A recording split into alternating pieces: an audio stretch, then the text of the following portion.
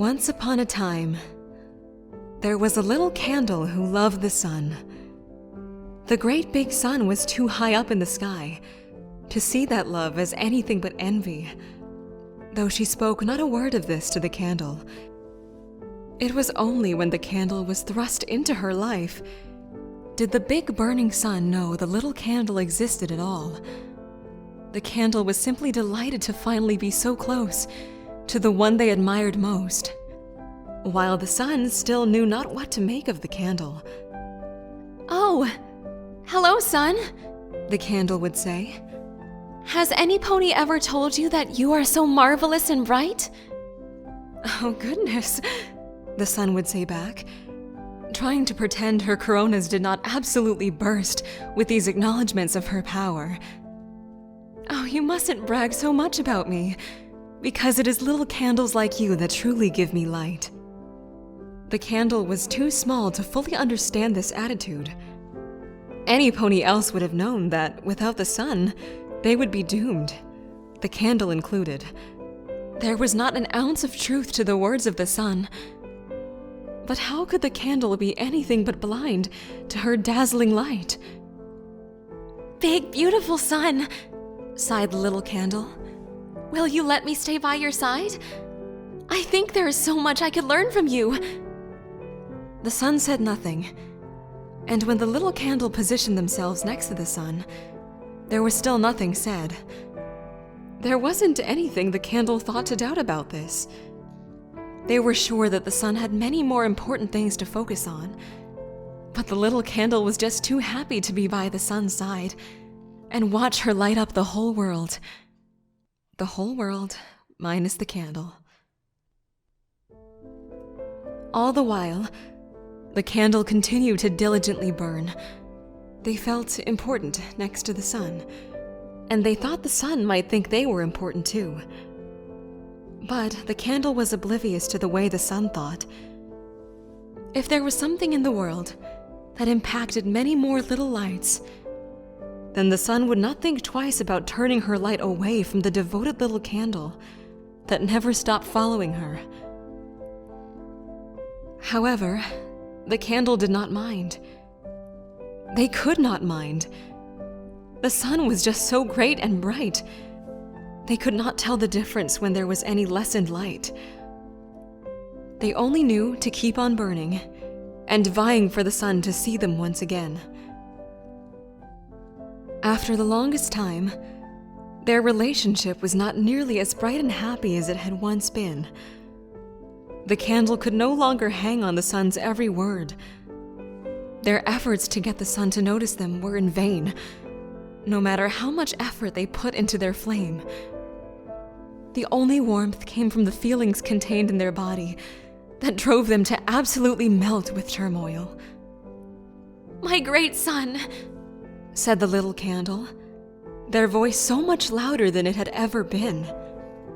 "How can I be more like you?" The sun's light flared with surprise.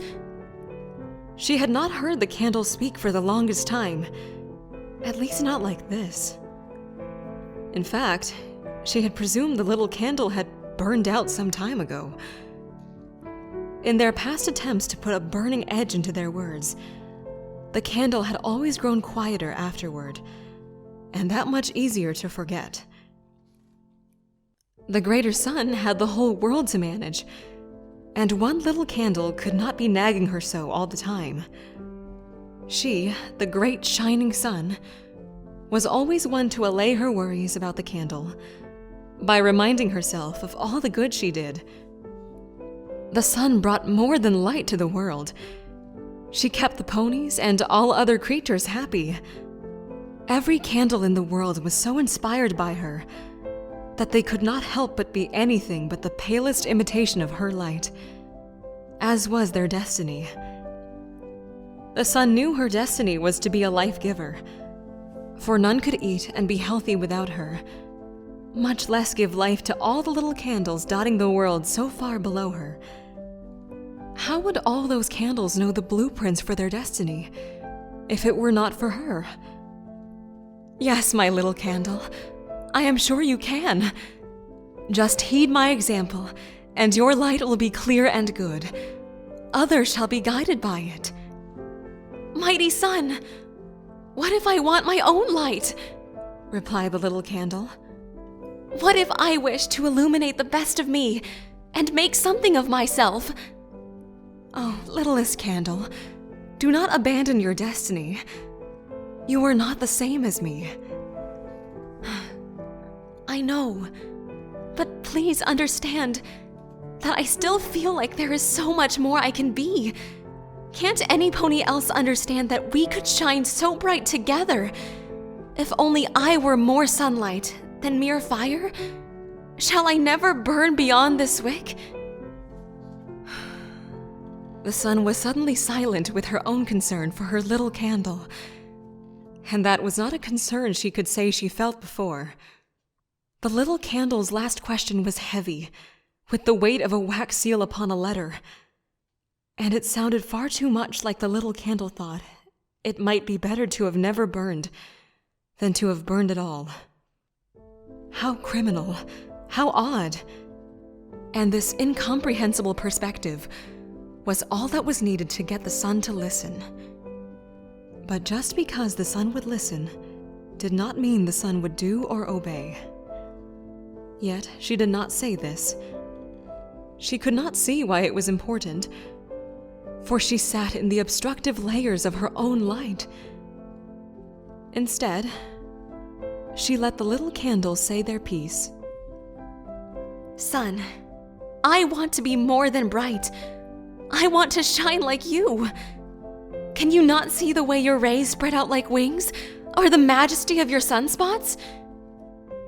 And what does this have to do with you, my little candle? Why can you not be yourself? Surely, if I were more like you, then you would love me more. The sun had nothing to say to her candle. Is there no way for you to give me the same wings of light that you have? Yes, answered the sun hesitantly. There is a way for you to secure wings like mine. One day, I am sure you will be ready for me to make you some. But the sun could not make wings for any. All the power to shape stars like herself was beyond her control, no matter what creatures and candles thought. Her light wavered with the pity she felt, and it was out of pity she spoke, wanting to offer kindness instead of reality, knowing that she was the only star that many would see, because the sun did not know how not to lie.